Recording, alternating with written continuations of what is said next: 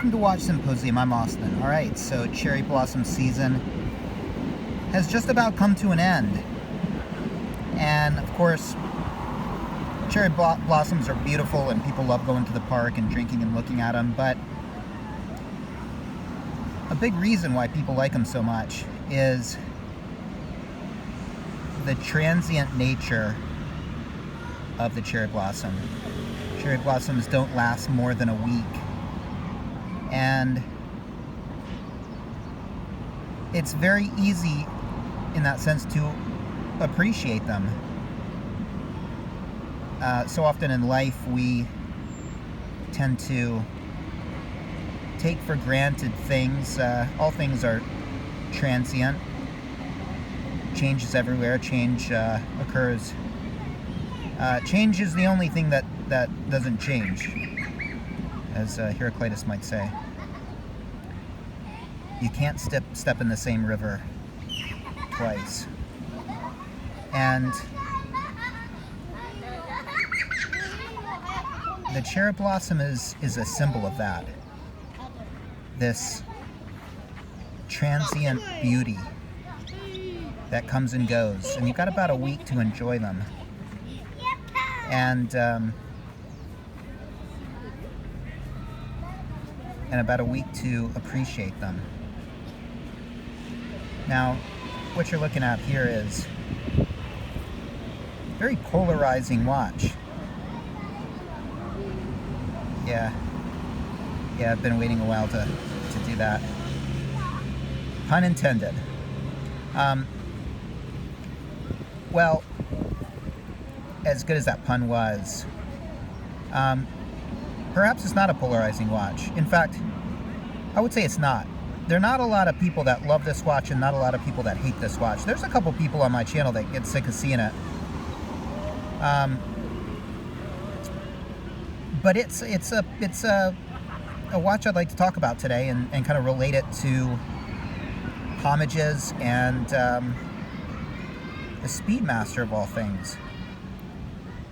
All right, guys, so talking about change today and talking about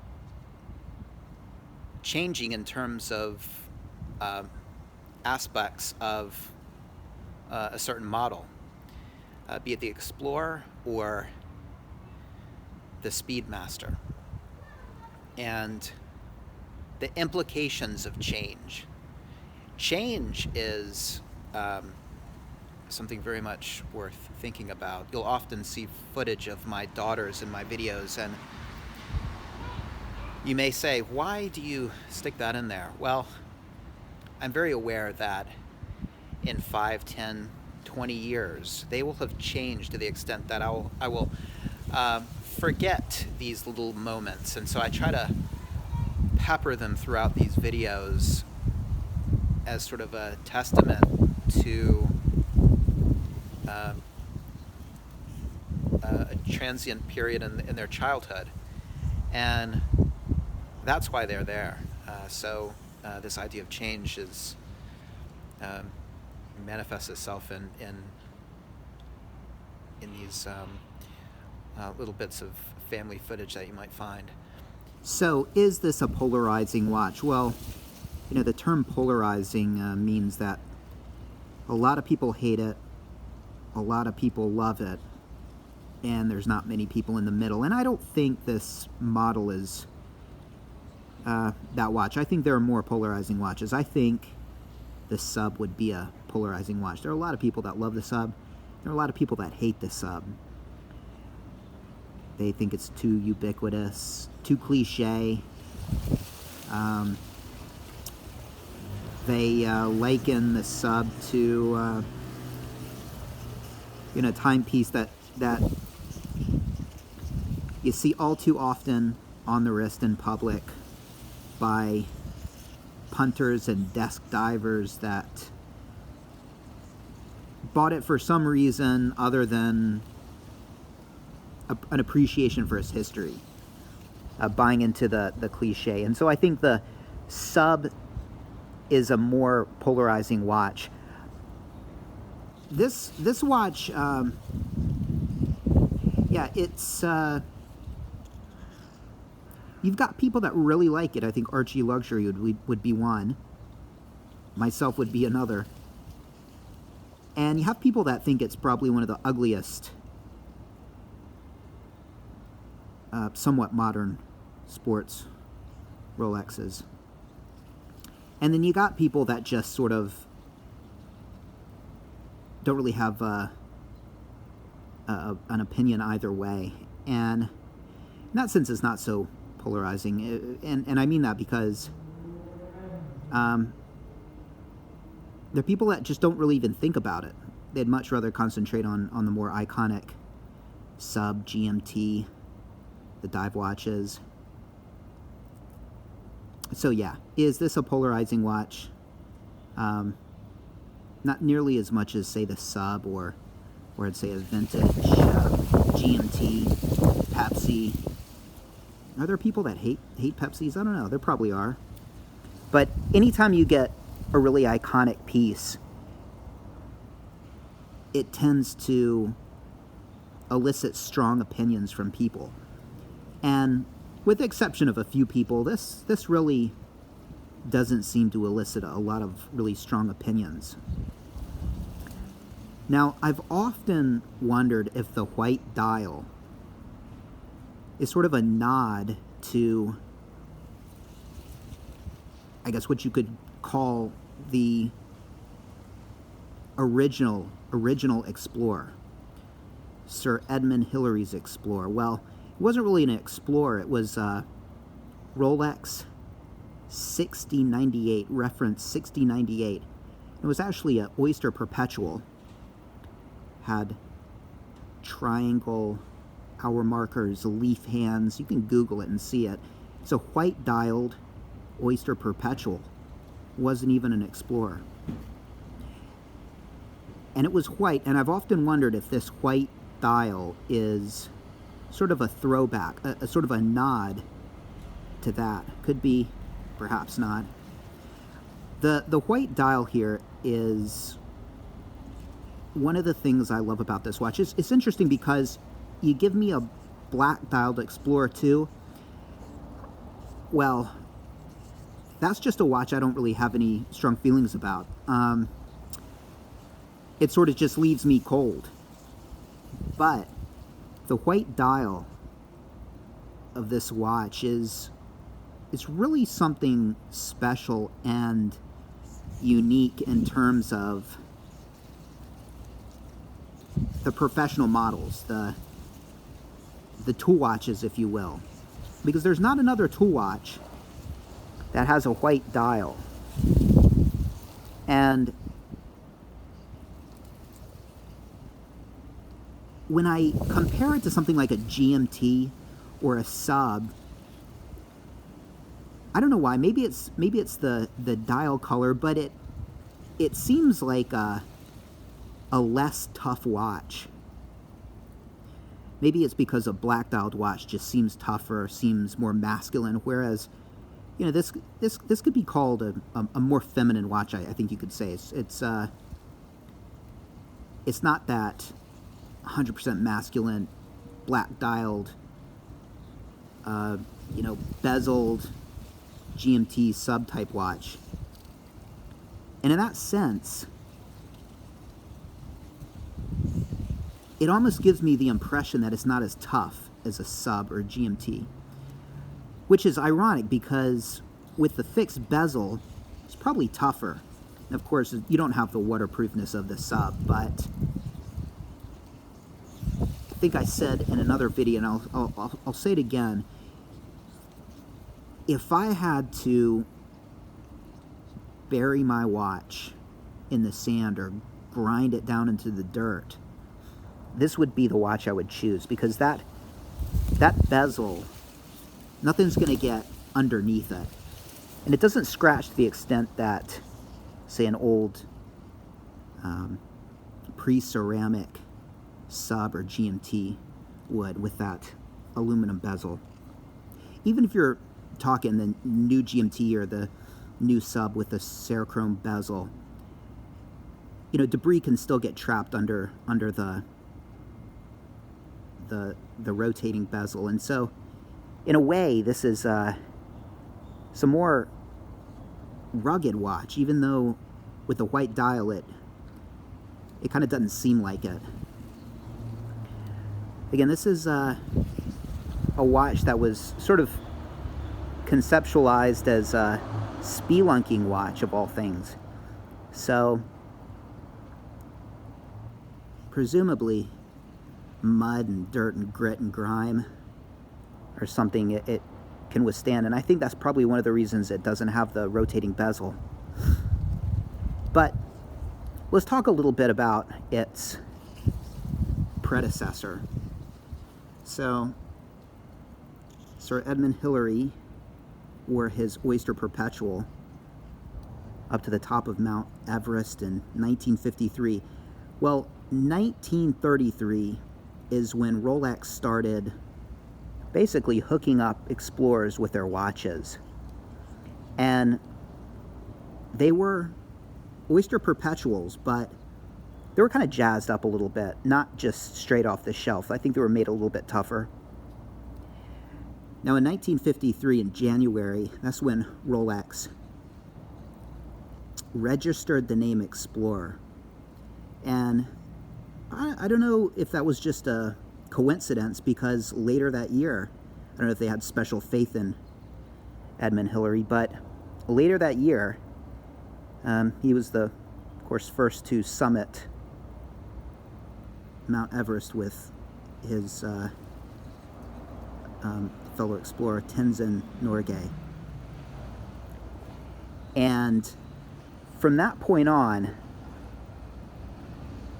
the Explorer proper was born. And the original, like I said, didn't have the word Explorer on it. It was based on the bubble back as Oyster Perpetual, but again, it didn't have the Explorer on the dial. And in 1953, well, after the summit, that was sort of the birth of Rolex's very first professional model, their very first tool watch. And the 369 dial was adopted, and they changed it to black for some reason. I think legibility purposes, perhaps. The case was made stronger, and then they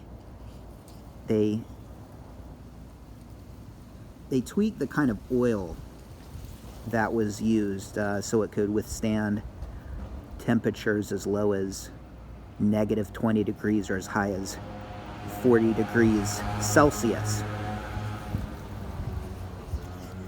And so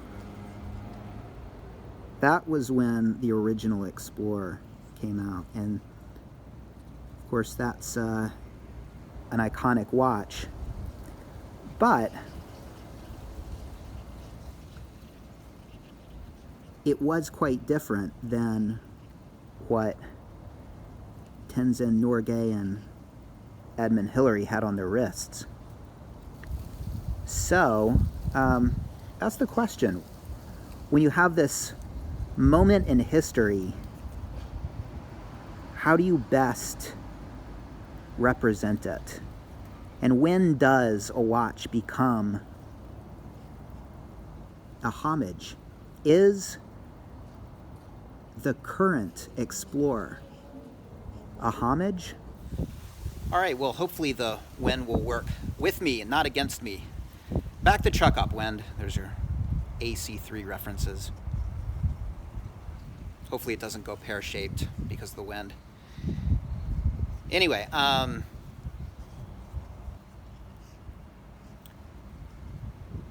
it's interesting when a momentous event gives birth to a new model. And that's exactly what happened with the Explorer.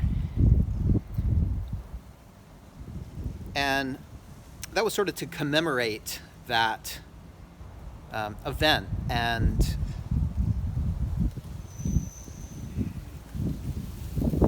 the question arises with me is when when an event gives birth to a new model, is that new model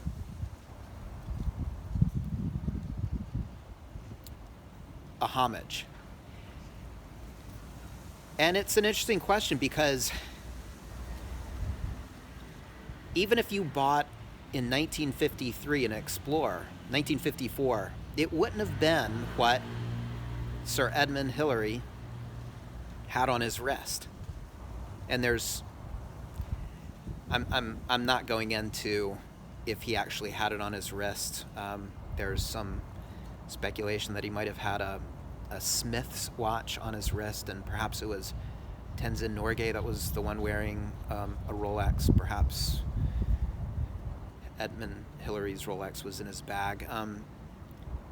It seems as though the watch summited with him. I don't know if it was on his wrist or not, but so we'll just for the sake of this video, just say the watch that, if you Google that was on Sir Edmund Hillary's wrist. We'll just conveniently forget about that Smith's watch, whatever that was. But if you were to get one in 1954, for instance, it wouldn't have been the same watch. It would have been different. It would have been slightly better. And it's changed through the decades. It's grown in size. And the current Explorer is quite a bit different than what Edmund Hillary wore. It's bigger, it's better, it's got better movements, probably tougher. In fact, it's so different that it shares the name, and perhaps that only little other things, well, I don't know. The dial color was different, the hands were different, the dial markings were different,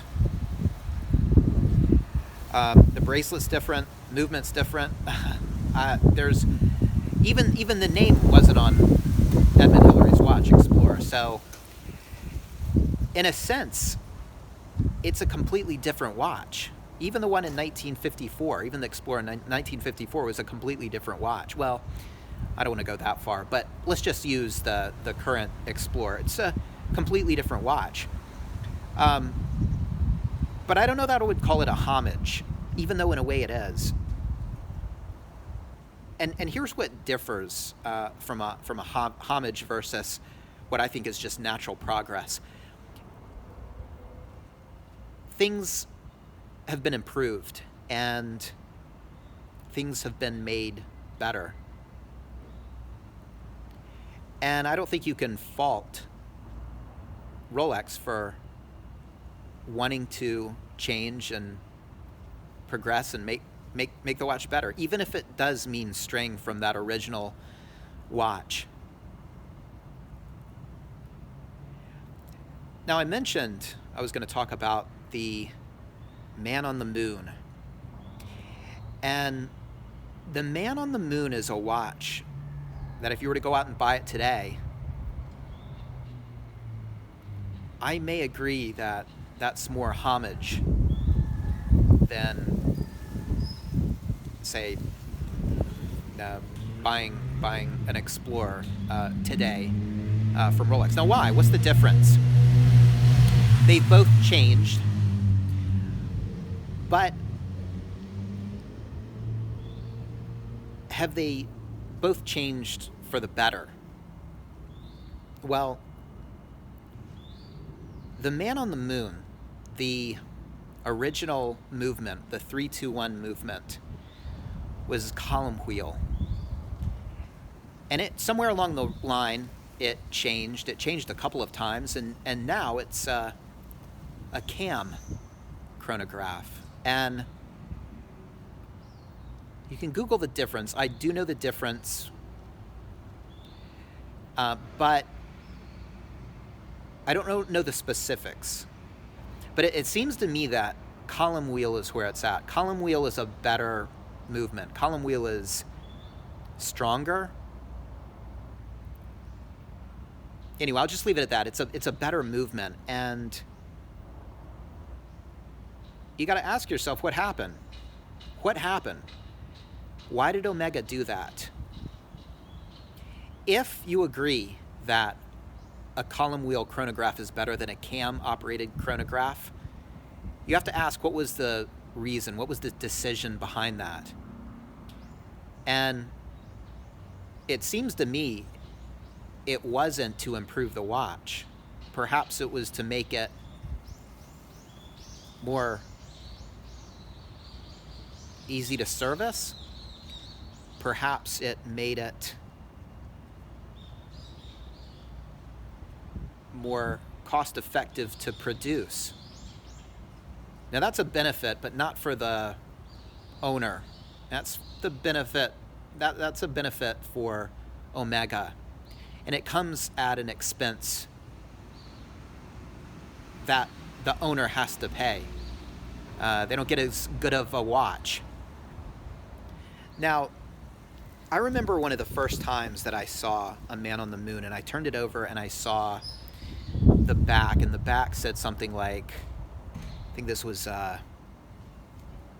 one of the many anniversary models, and it said, "The Eagle has landed," something, and then it mentioned the moon landing. And I thought, that's weird. This can't be the same watch, because the ones they had on their wrist hadn't been to the moon and wouldn't have the same case back. And it gave me a sort of a negative feeling about it, because I knew that they changed it, even though it was just the case back. And I thought that was something not positive. Now, of course, they wanted to cash in on that momentous occasion, but I can't help but think that Omega just beats the public over the head with this accomplishment. It's on the back of the watch. The countless anniversary models. And it's a bit classless to do that. If you look at what Rolex does, I mean, there's nothing on the case back of an Explorer. It really handles that achievement in a very classy way. Everybody knows, who's into watches, knows the history of the Explorer and the momentous achievement that gave birth to that watch. And it's almost like Rolex is comfortable enough to just leave it be. A mention here and there on the website, and that's it. Whereas Omega, it's just, they shove that fact down your throat so much that, well, it's trying to milk that for what it's worth. Now let's go back to that change in movement. That's what makes the man on the moon, the Speedmaster. I don't think I've called it a Speedmaster yet, but talking about the Speedmaster, that's what makes it smack of nasty homage. That decision to trade the column wheel for the cam. And I don't understand it. And it's, look, I'm sure if you were to give me a cam-operated chronograph and tell me a column wheel was in there, I probably could go through my whole life and I would never even know it. But knowing that they changed it, knowing that they actually made it worse, they didn't progress, they regressed. They, in my opinion, ruined that watch. And that's one of the reasons why I can't get behind a Speedy. I think they're one of the best looking chronographs, and they do have that historical relevance, but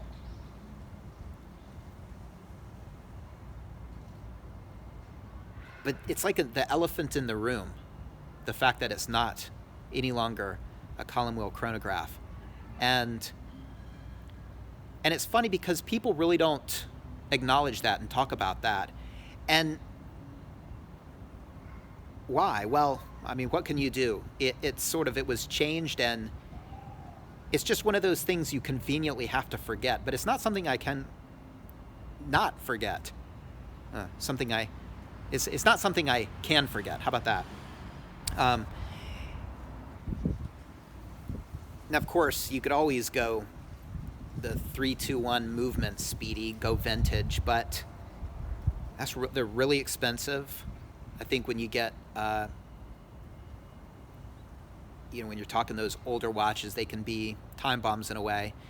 And boy, if one of those parts were to crap out, that would be an expensive venture trying to replace it. So really, Omega has forced the public to make a decision.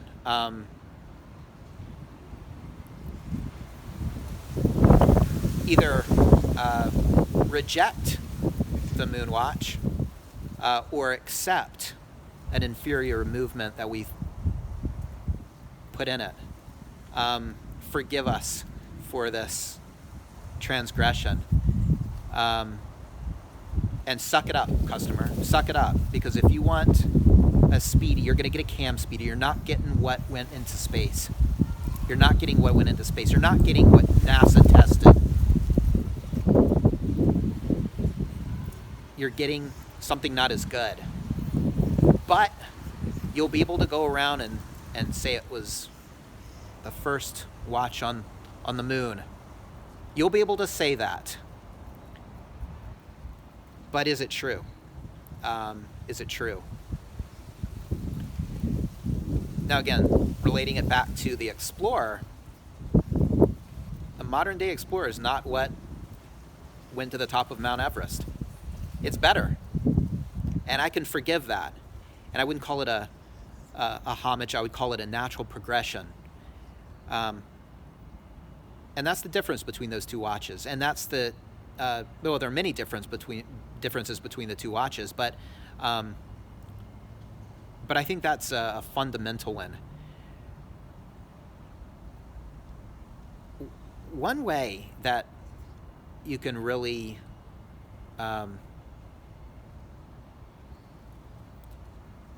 demean a model is to hang your laurels on an achievement in the past and change the recipe that made that possible, i.e. the movement, and expect people not to question it. Well, I question it, and well, yeah, I think it's if I'm being polite, it's unfavorable, but it's worse. It's bad practice. And it really did demean the Moonwatch. And we could have a legitimate Moonwatch, very similar to the one that did go into space. Look, am I getting hung up on one small aspect, cam versus column wheel? Perhaps, but the question is, which is better? And if the answer is a column wheel is better, then the argument stands. And that was a poor decision. And I think it really separates Omega and Rolex. And it's, I've been complaining about the aesthetics of Rolex as of late, but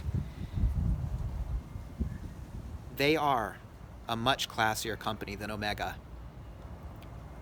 And there you have it. So what do you think? I mean, look, homage versus natural progress. I mean, I think it's a continuum. Um, and like so many polarizing topics, good and evil, nature versus nurture, you're not going to often find me on the extreme poles. I find that truth is often to be found somewhere in the middle. So is the Explorer a homage of sorts? Yes, but because the progress was made with an eye to making it better, it's totally forgivable. Anyway, let me know what you guys think about this. And are any of you as disappointed with the Speedmaster as I am? What do you guys think? Take care. Thanks for watching. See you next time.